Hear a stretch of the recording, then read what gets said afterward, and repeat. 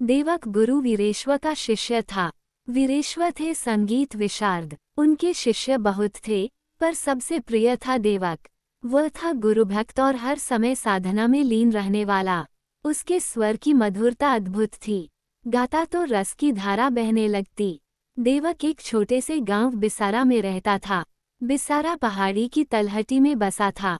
वहां एक सुंदर झील थी। झील के तट पर एक प्राचीन मंदिर था। देवक अक्सर वहां चला जाता और तन्मय होकर भजन गाता।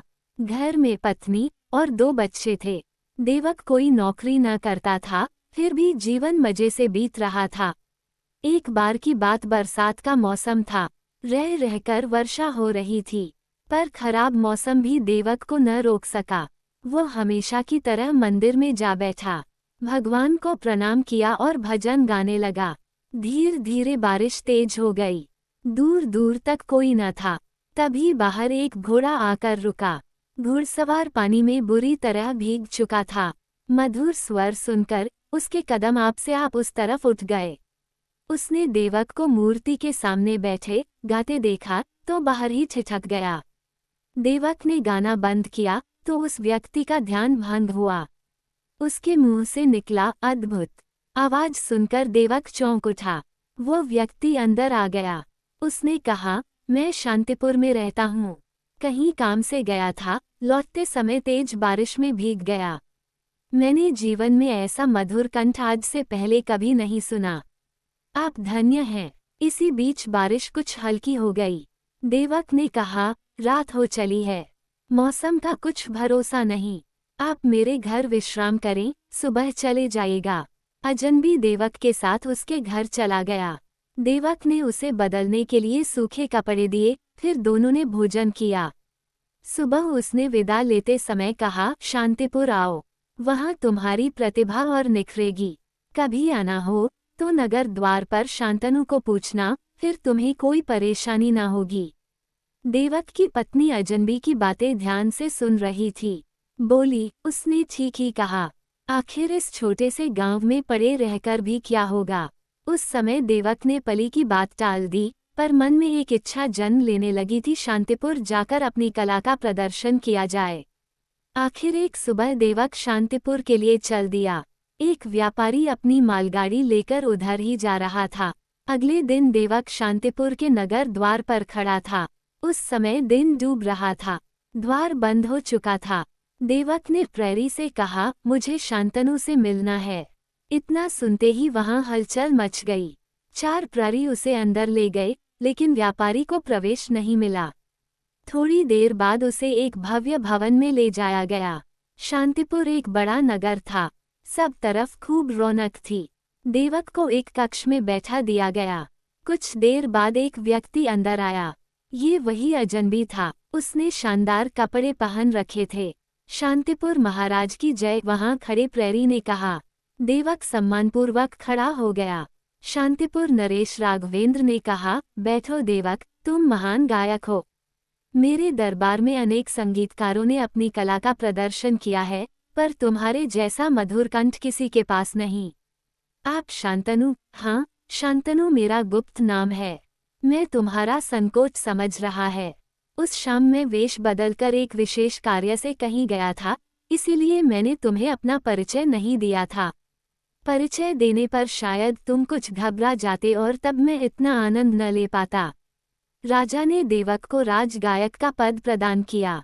नगर में रहने के लिए उसे एक बढ़िया हवेली दे दी गई। कुछ दिन बाद देवक गांव जाकर अपने परिवार को भी शांतिपुर ले आया। जब वह चलने लगा तो गांव के लोगों ने कहा, देवक, हमें भूल न जाना। देवक का मन शांतिपुर में रम गया। वह राजा का कृपापात्र था। उसे सारी सुविधाएं मिली हुई थीं। दूर दूर तक उसकी गायकी का नाम था। उसका जीवन बहुत सुख से बीत रहा था। बीच बीच में उसे गायन के लिए निमंत्रण मिलता तो वह चला जाता। एक दिन देवक रात को घर लौटा तो राजा का हरकारा उसकी प्रतीक्षा कर रहा था। राजा ने उसे तुरंत बुलाया था। देवक उसी समय राजमहल जा पहुंचा। उसने नमस्कार किया तो राजा ने उत्तर नहीं दिया। देवक को लगा राजा कुछ नाराज हैं। वह चुप खड़ा रहा, पर राजा राघवेंद्र ने बैठने को भी नहीं कहा। कुछ देर बाद एकाएक राजा का तेज स्वर उभरा, देवक, तुम राजगायक हो। अब से तुम केवल मेरे लिए गाओगे, किसी के बुलाने पर कहीं नहीं जाओगे। यह मेरा आदेश है। देवक कुछ देर इसी तरह चुप खड़ा रहा, फिर घर वापस चला आया। आज उसने राजा का नया रूप देखा था। बस उस दिन से देवक केवल राजा का आदेश मिलने पर ही गाने लगा। वो हर निमंत्रण को ठुकरा देता। धीरे धीरे उसके मन में यह बात बैठ गई कि वो बड़ा राजगायक है, उसे साधारण लोगों के लिए नहीं गाना चाहिए। एक सुबह बिसारा का मुखिया देवक से मिलने आया। उसके साथ कई गांव वाले और थे। देवक की शानदार हवेली देखकर सब भौंचक के रह गए। मुखिया ने देवक से कहा, गांव में नया मंदिर बना है, मैं तुम्हें बुलाने आया हूँ। वहाँ एक उत्सव किया जा रहा है। उस सभा में तुम्हें भजन सुनाने हैं। बहुत दिनों से तुम गांव में आए भी नहीं हो। देवक मुखिया की बात सुन सोच में पड़ गया। उसे राजा की चेतावनी याद आई। उसने कहा, तुम किसी और गायक को बुला लो, मैं यहाँ बहुत व्यस्त हूँ। मुखिया और गांव वाले चले गए। उन्हें आशा थी कि देवक अपने गांव में उत्सव के समय आएगा, पर देवक ने न जाने का निश्चय कर लिया था। वह सोच रहा था, राजा ठीक कहते हैं, मुझे हर किसी के बुलावे पर नहीं जाना चाहिए। देवक अब राजा के लिए ही गाता। राजा कहीं जाते तो वह भी साथ रहता। एक रात राजा राघवेंद्र नौक विहार के लिए गए। देवक उनके साथ था। मौसम सुहावना था। राजा के आदेश पर देवक गाने लगा। पर यह क्या, वह ठीक से गा नहीं पा रहा था। आवाज बुरी तरह कांप रही थी। उसके स्वर का माधुर्य जैसे एकदम ही गायब हो गया था। राजा राघवेंद्र हैरानी से देवक को देखते रह गए, फिर चिल्लाए, बंद करो। संगीत थम गया। सब तरफ सन्नाटा छा गया। देवक डर के मारे अपने स्थान पर जड़ हो गया। फिर तो कई बार ऐसे अवसर आए जब राजा ने देवक को बीच में ही गाना बंद करने का आदेश दिया। उसकी आवाज खराब हो गई थी।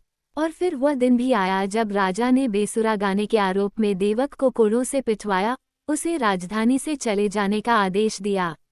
देवक दुखी मन से शांतिपुर छोड़कर चल दिया। उसने पत्नी और बच्चों को बिसारा भेज दिया। फिर पत्नी से बोला, मैं कुछ दिन बाद गांव आऊंगा। और वह वन में एक तरफ चल दिया। असल में तो उसने वन में ही अपने को समाप्त करने का निश्चय कर लिया था। वह सोच रहा था, मैं कहीं का न रहा, अब किस मुंह से बिसारा जाऊं, मुझे तो मर जाना चाहिए।